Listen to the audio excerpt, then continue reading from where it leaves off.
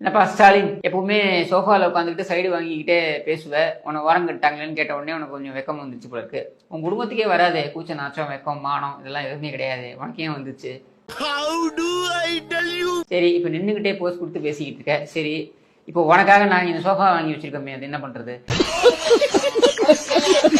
உன்ன மாதிரி ஏதாவது திருட்டு பணத்துல வாங்கி இருந்தாலும் பரவாயில்ல, குஷன் சோஃபாலாம் வச்சிருக்கலாம். எங்களுக்கு கிடைச்சது இந்த கட்ட சோஃபா.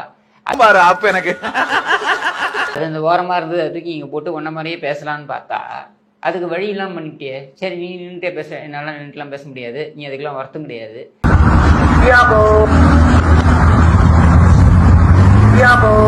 அதனால இப்ப விஷயத்துக்கு வருவோம்.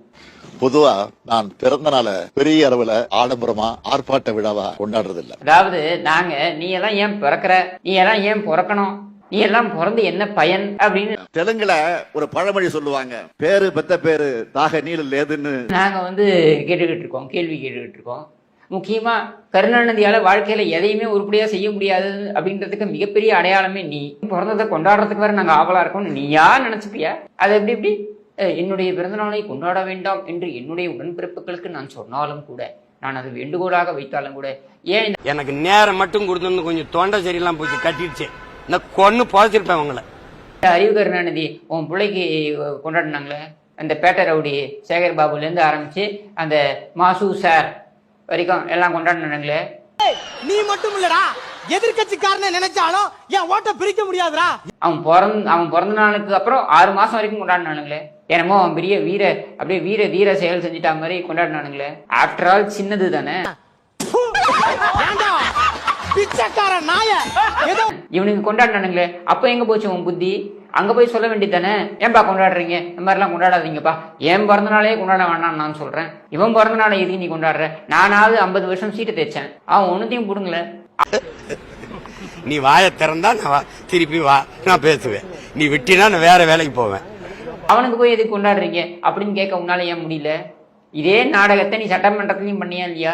என்னையோரும் புகழாதீர்கள், என்னையோரும் புகழாதீர்கள் அப்படின்னு உட்காந்துக்கிட்டு உதவாக்கிற அந்த உதவாநிதியை புகழறதுக்கு அத்தனை அமைச்சர் நைன் கட்டி நின்னானுங்களே. பண்றணும் பீலா வரணும் அது முக்கியம் இல்ல, நம்ம எது பண்ணாலும் இந்த உலக நம்மள உடனே உத்து பார்க்கணும். அதையெல்லாம் அப்படியே சிரிச்சுக்கிட்டே கேட்டுட்டு இருந்தியே, ஏன் கேட்டுக்கிட்டு இருந்த? ஏன் இந்த அல்ப புத்தி உன் குடும்பத்துக்கே இருக்கக்கூடிய ஒரு டிஎன்ஏவா இது? சிட்டி, செங்கல்பட்டு, மதுரை, திருச்சி, சேலம், கோயம்புத்தூர், நார்த்தார்காடு, சவுத்தார்காடு, எப்பமஸ் வரைக்கும் பார்த்த வேண்டாம் நான். அல்ப புத்தி, உங்க பெருமையை நீங்களே பேசிக்கிட்டு அப்படியே நீ உன் பையனை பாராட்டுறதும் உன் பையன் உன்னை பாராட்டுறதும். சொல்லுங்கடா, நல்ல டென்ஷனா இருக்கு, போங்க போங்க.